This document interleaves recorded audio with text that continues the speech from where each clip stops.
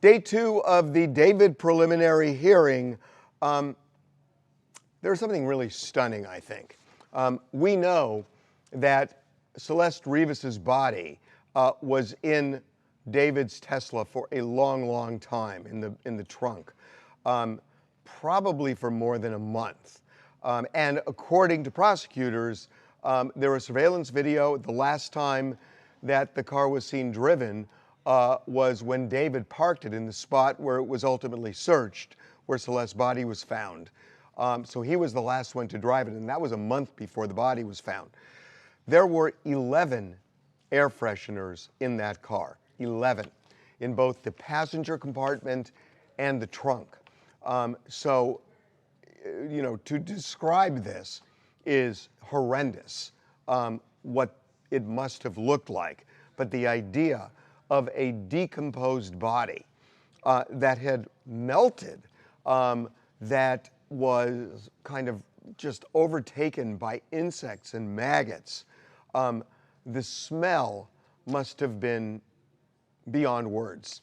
And the idea that Glade or whatever air freshener was used would somehow conceal that is really beyond the absurd. But there were 11 air fresheners in there, and prosecutors are using that to show a state of mind that whoever put those air fresheners in knew there was a body in the car. So that is where they're trying to link this up, where David allegedly committed this murder. There was also blood, which we know, blood in the Tesla consistent with Celeste. In the trunk, of course. I mean, that would make sense since her body was in there. But also, there was blood in the passenger compartment that was consistent with Celeste's blood. And that raises a whole bunch of new questions, that if Celeste were killed somewhere else and then put in the trunk, why would her blood be in the passenger compartment? There are theories, of course, but interesting evidence for sure.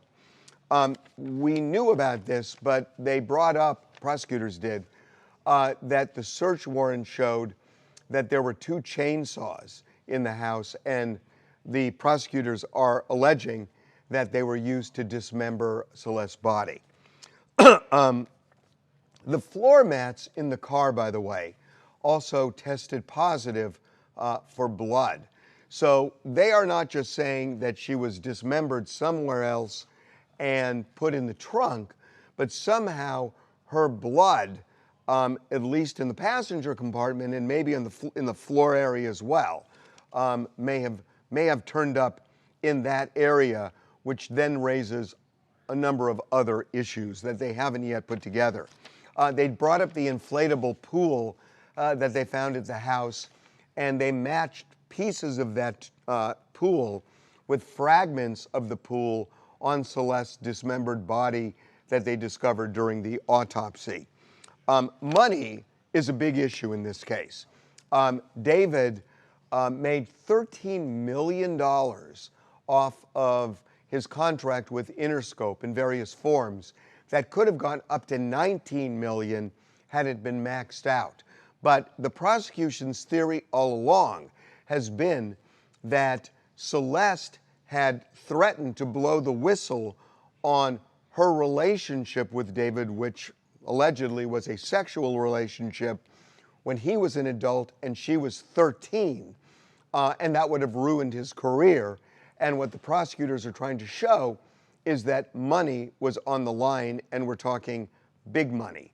So that's where we are today. There were other things that came up, but again, it would seem that probable cause, it's not really going to be a big issue in this case as to whether he should stand trial.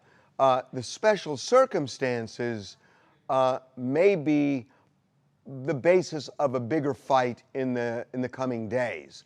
But we will see. At least there are 2, maybe 3 more days of prelim, and then the judge should rule. My guess is next Monday or Tuesday, the judge is going to decide whether David stands trial.